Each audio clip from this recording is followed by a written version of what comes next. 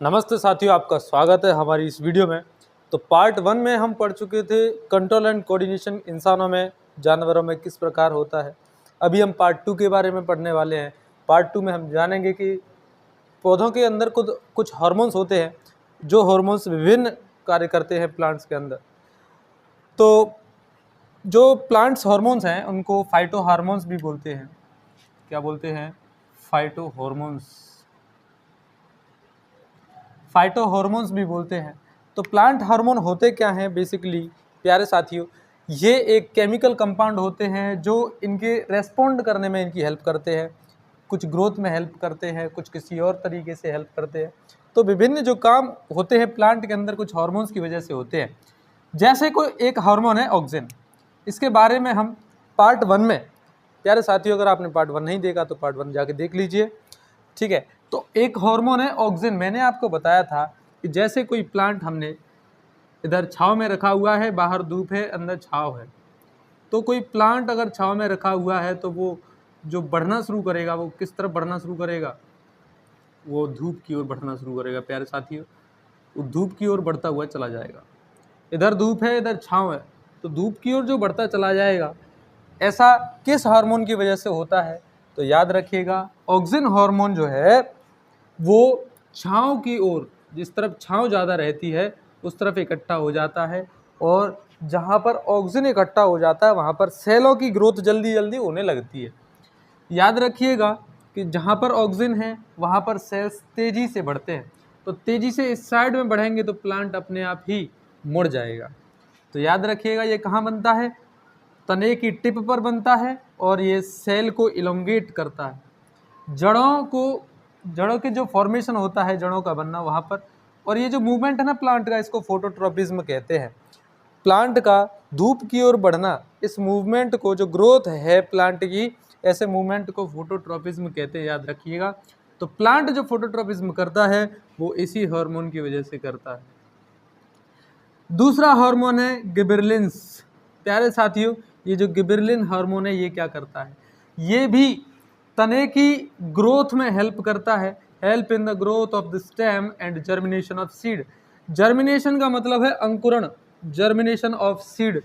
जो आपने देखा होगा, अगर आप फिटनेस फ्रीक है, नहीं भी है तब भी आपने देखा होगा, जैसे चने या मूंग की दाल हम गलाने के लिए रखते हैं शाम को, ठीक है, गला के रख देते हैं, फिर उसको भिगो के जब रखते हैं तो आप 1-2 दिन बाद देखिएगा कि चने और मूंग की दाल अंकुरित होना शुरू हो जाती है, उनमें से छोटी सी जड़ निकलने लगती है, छोटा सा तना निकलने लगता है। तो उसी चीज़ को जर्मिनेशन ऑफ सीड बोलते हैं, अंकुरण होना, बीज का अंकुरण होना। तो किस हार्मोन की वजह से होता है? गिबरेलिंस की वजह से होता है। जो गिबरेलिन हार्मोन है यही कारण है जिसकी वजह से जर्मिनेशन ऑफ सीड होता है और जिसकी वजह से तना पेड़ का बढ़ता है। प्यारे साथियों, अगला हार्मोन है साइटोकिनिन्स। क्या नाम है? साइटोकिनिन्स। साइटोकिनिन क्या करता है? ये भी तेजी से सेल डिवीजन करता है, यानी सेलों को बढ़ाता है जल्दी जल्दी से। कैसे? ये हाई कंसंट्रेशन वाली जगह पर पाया जाता है। प्लांट के अंदर हाई कंसंट्रेशन वाली जो जगह है उनमें ही पाया जाता है। जैसे फ्रूट्स, जहाँ पर तेजी से बढ़ने की ज़रूरत है, फ्रूट्स एंड सीड्स, बीजों के अंदर, फलों के अंदर जहाँ पर तेज़ी से ग्रोथ चाहिए वहाँ पर साइटोकिनिन देखा जाता है। तो साइटोकिनिन हार्मोन कहाँ पाया जाता है? प्यारे साथियों याद रखेंगे, सेल डिवीजन में, फ्रूट्स और बीजों में, याद रखिएगा। अगला है एब्सिसिक एसिड। एब्सिसिक एसिड, देखिए यहाँ पर हमने ऑक्सिन देखा, गिबरेलिंस देखा, साइटोकिनिन देखा। ये तीनों के तीनों हार्मोन ऐसे थे जो प्लांट को बढ़ा रहे थे, लेकिन केवल एक ही हार्मोन ऐसा है जो कि इनको, ये तो बढ़ाते हैं, ये घटाता है, ये इनके अपोजिट चलता है। देखो ऑक्सिन में भी कहीं ना कहीं देखिए सेल की ग्रोथ हो रही है, सेल, गिबरेलिंस में भी और साइटोकिनिन में भी। लेकिन एब्सिसिक एसिड ऐसा है जिसमें ग्रोथ नहीं होती। ये ग्रोथ को रोकने का काम करता है, उल्टा काम करता है। कैसे सर? ग्रोथ को रोकने वाला हार्मोन सर ये किस काम आता होगा? देखिए, acts as growth inhibitor, it causes wilting of leaves. आपने कोई ना कोई पौधा ऐसा देखा होगा, ऐसा लगता होगा जैसे सर्दी के मारे कोई ठिठुर जाता है, वैसे ही एक पौधा एब्सिसिक एसिड की वजह से ठिठुर जाता है, एकदम सुकड़ा हुआ सा बैठा रहता है। तो देखिए इट कॉज विल्टिंग अप, जिसकी वजह से पत्तियां सिकुड़ जाती हैं। इसको स्ट्रेस हार्मोन भी के, प्लांट का स्ट्रेस हार्मोन ये भी डिप्रेशन में रहता है। ठीक है, एब्सिसिक एसिड स्ट्रेस हार्मोन इसीलिए कहते हैं ताकि प्लांट जो है ये ग्रोथ को रोकता है। पहली बात तो ये ग्रोथ को रोकने का काम करता है। ग्रोथ को रोकने की आवश्यकता कैसे पड़ती है? जब न्यूट्रिएंट्स की जिस जगह पर कमी है, वो प्लांट को जीवित रहना है, प्लांट को जीवित रहना है तो कम से कम न्यूट्रिएंट्स में काम चलाना होगा। उसके लिए एब्सिसिक एसिड प्रेरित करता है प्लांट को, ताकि प्लांट ज़्यादा न्यूट्रिशन की खपत ना करे, ताकि कम से कम जी सके, वो एडवर्स कंडीशन में जी सके, प्लांट की लाइफ चलती रहे कठिन परिस्थितियों में। इसीलिए जो एब्सिसिक एसिड है ये प्लांट की ग्रोथ को ज़्यादा तेज़ी से नहीं बढ़ने देता, प्लांट की ग्रोथ को रोकने का काम करता है। याद रखिएगा एब्सिसिक एसिड ये सभी ग्रोथ को एक तरीके से ग्रोथ ही बढ़ा रहे हैं, लेकिन एब्सिसिक एसिड ग्रोथ को नहीं बढ़ाता है। अब एक और हार्मोन है इथाइलिन। इथाइलिन हार्मोन, देखो सभी जो हार्मोन है एक तरीके से फ्लूइड के फॉर्म में प्लांट्स में होते हैं, लेकिन इथाइलिन ही एक ऐसा हार्मोन है जो गैसियस फॉर्म में पाया जाता है। अब ये जो इथाइलिन है ये करता क्या है? ये गैस के फॉर्म में फलों को पकाने के लिए हेल्प करता है। फल जो पकते हैं वो इथाइलिन हार्मोन की वजह से, इथाइलिन गैस की फॉर्म की वजह से पकते हैं। अ gaseous hormone that help in ripening of fruits, फलों को पकने में जो हेल्प करता है उसका नाम क्या है प्यारे साथियों? इथाइलिन। क्या आपको इन सभी प्लांट हार्मोन्स के बारे में समझ में आया? अगर समझ में आया तो चलिए आगे बढ़ते हैं।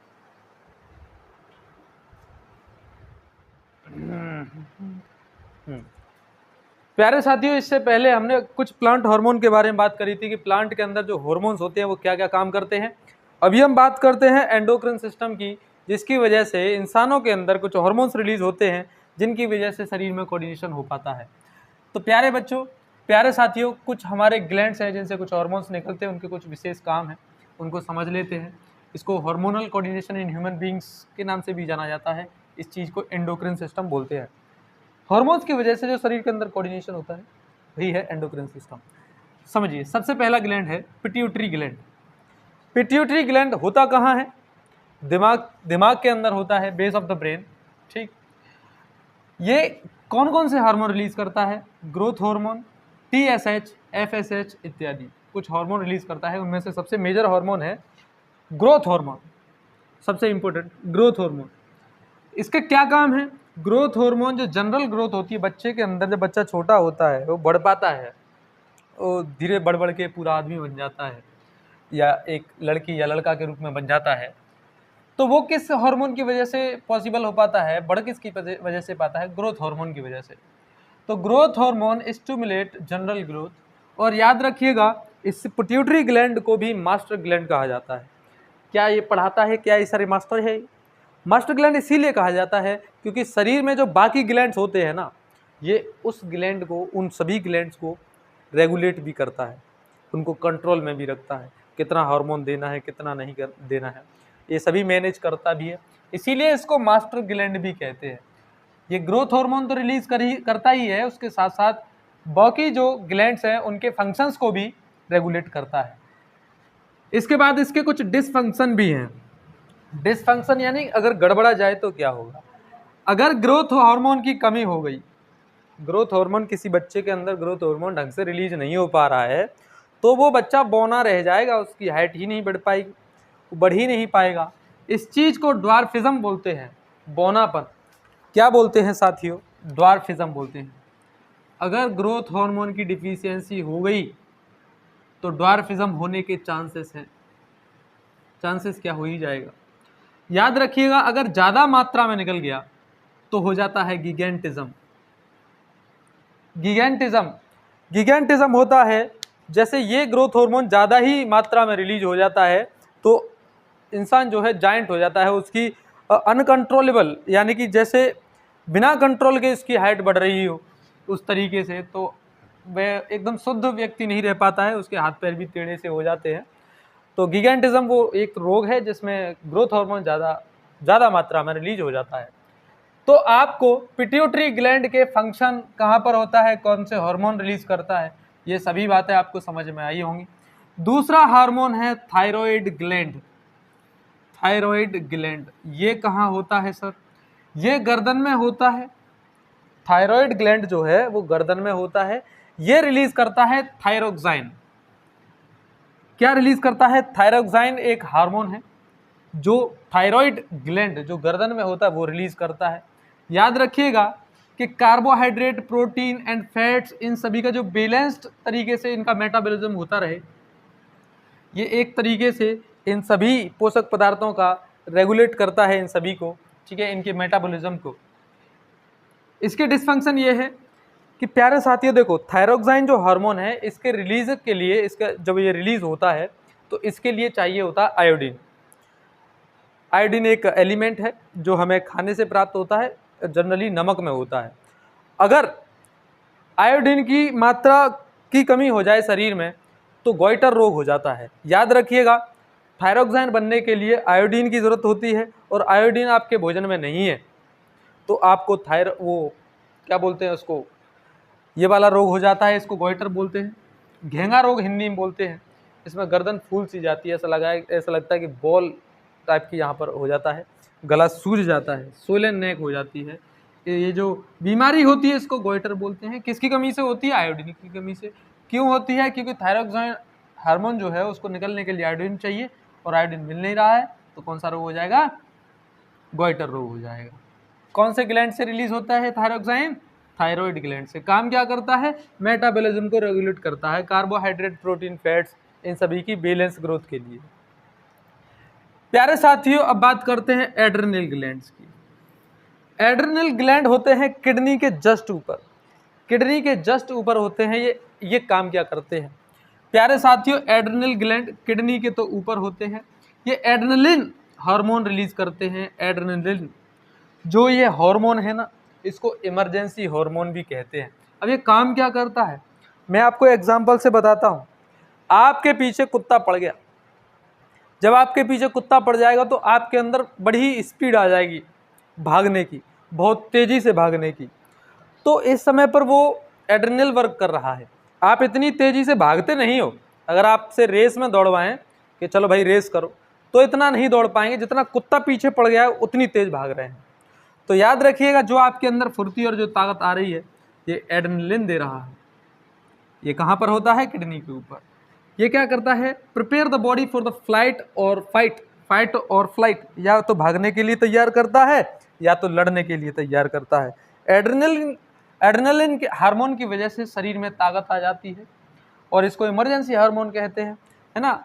मान के चलिए कोई इमरजेंसी सिचुएशन में फंस जाए, जिम में जाता है, डेड लिफ्ट मारता है 150 किलो की और इमरजेंसी में फंस जाए, उसको कुछ उठाना हो तो अब उस समय पर इमरजेंसी है, अगर शरीर में एड्रेनल रिलीज हो जाता है, एड्रेनलिन हार्मोन रिलीज हो जाता है तो वो 150 तो क्या 200 किलो भी उठा देगा उस सिचुएशन में। तो बात होती है एड्रेनलिन की, इमरजेंसी की। वो ऐसा इसीलिए हो पाता है क्योंकि हार्ट रेट बहुत ज़्यादा बढ़ जाती है और मसल्स में ब्लड की सप्लाई पूरे तरीके से हो पाती है। ब्लड की सप्लाई पूरी तरीके से हो पाती है तो दम आ जाती है, ताकत आ जाती है, आदमी जो है जो काम नहीं कर, उसकी क्षमता नहीं है वो काम करने की, वो भी कर लेता है। तो ऐसा होता है एड्रेनलिन की वजह से। अब पेनक्रियास के बारे में तो हम लाइफ प्रोसेस में भी पढ़ चुके थे, हमने ट्रिप्सिन और लाइपेज के बारे में तो पढ़ा ही था। पेनक्रियास स्टोमक के पास होती है।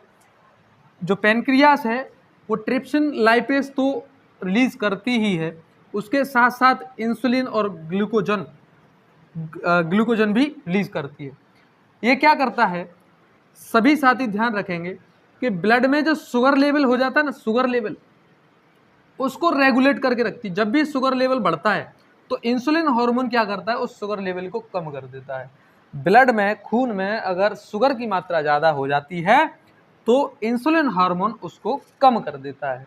याद रखिएगा, अगर इंसुलिन हार्मोन की कमी हो गई ना शरीर में तो डायबिटीज़ रोग हो जाएगा। इसको हिंदी में मधुमेह बोलते हैं। डायबिटीज़ तो सभी साथी जानते होंगे। डायबिटीज़ रोग कौन से हार्मोन की कमी की वजह से होता है प्यारे साथियों, तो याद रखेंगे इंसुलिन। किसकी वजह से, इंसुलिन। और इंसुलिन हार्मोन रिलीज कौन करता है, पेनक्रियाज रिलीज करती है। पेनक्रियास होती कहाँ पर है, तो पेट के पास होती है। ठीक है, याद रखिएगा, इंसुलिन और ग्लूकोजन रिलीज करती है।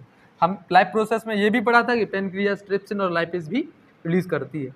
इसके बाद प्यारे साथियों, एक और ऑर्गन है जिसका नाम है टेस्टिस। ये जो ग्लैंड है, ये प्राइवेट, एक तरीके से प्राइवेट ऑर्गन के रूप में हम जान सकते हैं। ये केवल मर्दों के होता है, ये केवल मेल्स के होता है, आदमियों के होता है। स्क्रोटम बोलते हैं इसको, स्क्रोटम। और ये होता कहाँ है, ये अंडकोशों की थैली नुमा आकार जो अंग रहता है प्राइवेट ऑर्गन में, थैली नुमा आकार, उसको स्क्रोटम बोलते हैं। उसमें प्यारे बच्चों, प्यारे साथियों, ये टेस्टिस नाम का एक ग्लैंड है। ये हार्मोन जो रिलीज करता है उसका नाम है टेस्टोस्टेरोन। टेस्टोस्टेरोन ये वो हार्मोन है जो स्पर्म प्रोडक्शन करता है। स्पर्म प्रोडक्शन ये एक तरह का, एक समझिए, ये एक हार्मोन या एक फ्लूइड समझिए जो कि रिप्रोडक्शन में काम आता है। हम अगले चैप्टर में पढ़ेंगे रिप्रोडक्शन के बारे में, स्पर्म क्या चीज़ होती है। फिलहाल आप याद रखेंगे कि स्पर्म प्रोडक्शन में हेल्प करता है ये टेस्टोस्टेरोन। और ये ऐसा हार्मोन है जो आदमी को आदमी बनाता है। आदमी जैसे चेहरे पर बाल आना, दाढ़ी आना, छाती पर बाल आना और भारी आवाज़ होना, आदमी के यही सभी तो कैरेक्टर्स हैं। आदमी को कैसे पहचानते हैं कि आदमी है? आदमी का शेप, आदमी की आवाज़, दाढ़ी। तो आदमी के जो फीचर्स हैं ये सभी टेस्टोस्टेरोन की वजह से ही आते हैं। जो कौन से ग्लैंड से रिलीज होते हैं? टेस्टिस से। ये जो टेस्टिस है वो कहाँ पर होता है शरीर में? तो स्क्रोटम में होता है। जो थैलीनुमा अंग जो होता है हमारे शरीर में, उसी को स्क्रोटम बोलते हैं।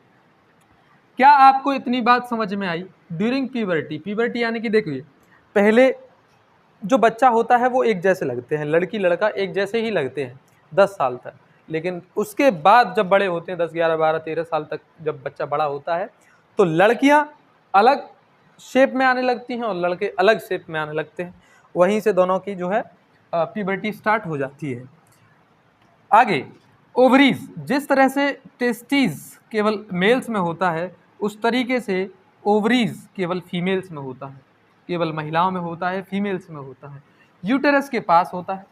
कौन कौन से हार्मोन रिलीज करता है? एस्ट्रोजन और प्रोजेस्टेरोन। एस्ट्रोजन और प्रोजेस्टेरोन याद रखिएगा। ये एग प्रोडक्शन, जिस प्रकार से आदमियों के अंदर स्पर्म प्रोडक्शन होता है, ये एक तरीके से मैं बता दूं, रिप्रोडक्शन गैमेट्स बोल सकते हैं। ठीक है, तो एग प्रोडक्शन में हेल्प करता है एस्ट्रोजन। और याद रखिए, महिला को महिला बनाने का काम जो करता है वो एस्ट्रोजन होता है। महिला को कैसे पहचानते हैं? तो महिला के शेप से पहचानते हैं। उसके विशेष ऑर्गन्स जो होते हैं वो डेवलप जो होते हैं वो एस्ट्रोजन की वजह से होते हैं। जैसे ब्रीस्ट का डेवलपमेंट हुआ, हिप्स का एम्ब्रॉयडमेंट हुआ, तो ये सभी फीचर्स जो हैं महिलाओं के अंदर आते हैं इस हार्मोन की वजह से। एस्ट्रोजन हार्मोन और प्रोजेस्टेरोन जो होता है वो मेंस्ट्रुएशन साइकिल को रेगुलेट करता है। तो ये सभी कुछ हार्मोन्स हैं, कुछ ग्लैंड्स हैं जो आपको याद रखने हैं। कौन कौन से हार्मोन रिलीज करते हैं, क्या क्या काम करते हैं, ये सभी आपके सामने लिखा हुआ है। आप चाहे तो स्क्रीनशॉट ले लीजिए या नोट्स बना लीजिए, ये पूछे जाने की संभावना काफ़ी है।